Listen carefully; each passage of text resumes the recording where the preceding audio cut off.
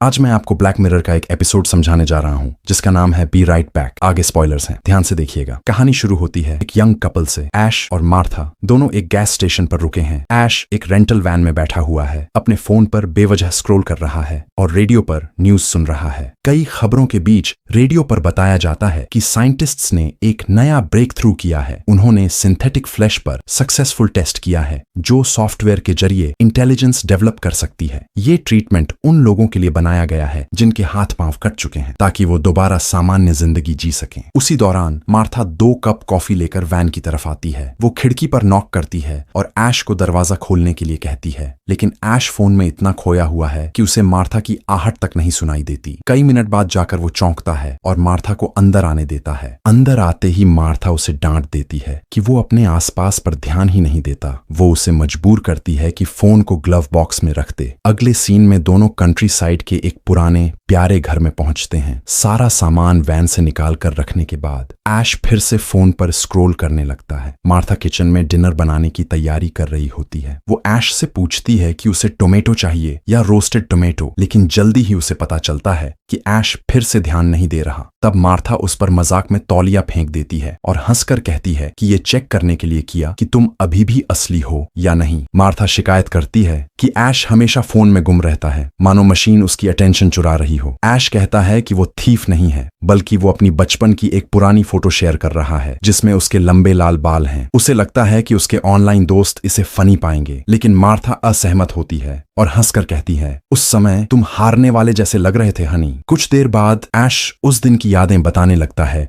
जब ये फोटो ली गई थी। उसके लिए वो दिन फनी नहीं बल्कि दर्दनाक था। असल में ये उनके छोटे भाई जैक की डेथ के बाद पहली बार था जब पूरा परिवार बाहर आउटिंग पर गया था। वे लोग सफारी पार्क गए थे जहां कई मंकीज उनकी कार पर चढ़ गई थीं, लेकिन फिर भी परिवार में कोई हंसा नहीं। सब चुप रहे, जैसे जैक की मौत ने उनकी खुशियां छीन ली हों। ऐश याद करता है कि उस दिन उनकी मां ने कार चलाई थी, हालांकि उन्हें ड्राइविंग बिल्कुल पसंद नहीं थी। अगले ही दिन मां ने घर की दीवारों से जैक की सारी फोटोज हटा दी थी और एटिक में छुपा दी थी। यही उनका तरीका था ट्रॉमा से निपटने का। उन्होंने ऐसा ही तब किया था जब उनके डैड की डेथ हुई थी। घर में बस एक ही फोटो बची, ऐश की, जिसमें वो फेक स्माइल कर रहा था। ऐश की ये बातें सुनकर मार्था भावुक हो जाती है और उसके माथे पर किस करती है। फिर दोनों बेडरूम में चले जाते हैं और एक दूसरे के करीब आ जाते हैं। ऐश सोचता है, मुझे अपना ट्रॉमा ज्यादा शेयर करना चाहिए। अगले दिन सुबह ऐश कहता है कि मार्था रेडी हो जाए क्योंकि उन्हें वैन 2 PM तक वापस करनी है, नहीं तो कंपनी एक एक्स्ट्रा दिन का चार्ज कर लेगी। लेकिन मार्था बताती है कि वो उसके साथ नहीं जा सकती क्योंकि सुबह ही उसे एक नया काम मिला है जिसकी डेडलाइन आज ही है। ऐश थोड़ा निराश होता है, लेकिन गुड बाय कहकर अकेला वैन लेकर निकल जाता है। फिर पता चलता है कि मार्था एक इलस्ट्रेटर है। वो पूरे दिन अपने काम में लगी रहती है। शाम हो जाती है लेकिन उसका काम खत्म नहीं होता। इसी बीच उसे अजीब लगता है कि ऐश अभी तक घर नहीं लौटा। वो उसे कॉल करती है, लेकिन ऐश कोई जवाब नहीं देता। चिंतित मार्था उस कंपनी को कॉल करती है जहां से उन्होंने वैन रेंट की थी। उसे शॉक लगता है जब पता चलता है कि ऐश ने वैन अब तक रिटर्न नहीं की। डरी सहमी मार्था अपनी सिस्टर को फोन करके पूरी बात बताती है। उसे डर है कि ऐश के साथ कुछ बुरा हुआ है। तभी एक पुलिस कार उसके घर के सामने रुकती है। मार्था दरवाजा खोलती है और समझ जाती है कि उसका सबसे बड़ा डर सच हो गया है। ऐश का एक्सीडेंट हो गया और उसकी डेथ हो चुकी है। इसके बाद सीन ऐश के फ्यूनरल पर शिफ्ट होता है। मार्था बहुत दुखी होकर अपनी फ्रेंड सारा के पास बैठी है। सारा उसे सांत्वना देती है और बताती है कि उसका हस्बैंड भी एक्सीडेंट में गुजर चुका है। वो मार्था को एक ऐसे प्रोग्राम के बारे में बताती है जो उसकी मदद कर सकता है ऐश की कमी पूरी करने में। मार्था गुस्से में सारा को रोक देती है, लेकिन सारा बार बार उसी प्रोग्राम की बात करती रहती है। आखिर मार्था अपना आपा खो बैठती है और सारा पर चिल्ला देती है। फिर अकेले घर लौटकर घर साफ करती है और एटिक में जाकर ऐश की पुरानी फैमिली फोटोज देखती है। समय गुजरता है। मार्था अपनी जिंदगी जीने की कोशिश करती है, लेकिन अब सब पहले जैसा नहीं है। एक दिन उसे ईमेल आता है और शॉक लगता है कि सारा ने उसकी परमिशन के बिना उसे उस प्रोग्राम में साइन अप कर दिया है। मार्था को एक AI से मैसेज आता है जो ऐश की तरह बिहेव कर रहा है। गुस्से में मार्था सारा को कॉल करती है और कहती है कि यह गलत है। किसी डेड इंसान की लाइकनेस को इस तरह इस्तेमाल नहीं करना चाहिए, लेकिन सारा कहती है कि इससे ग्रीफ सहना आसान हो जाता है। अगले दिन मार्था काम में बिजी होती है जब अचानक उसे उल्टी जैसा फील होता है। वो प्रेगनेंसी टेस्ट करती है और रिजल्ट पॉजिटिव आता है। डरी हुई मार्था अपनी सिस्टर नायोमी को कॉल करती है, लेकिन वो अपने बच्चों में बिजी होती है और कॉल कॉल नहीं उठाती। पूरा दिन मार्था रोती रहती है। उसे समझ नहीं आता कि अब क्या करे। तभी उसे सारा का बताया हुआ ऐप याद आता है। वो उसे खोलकर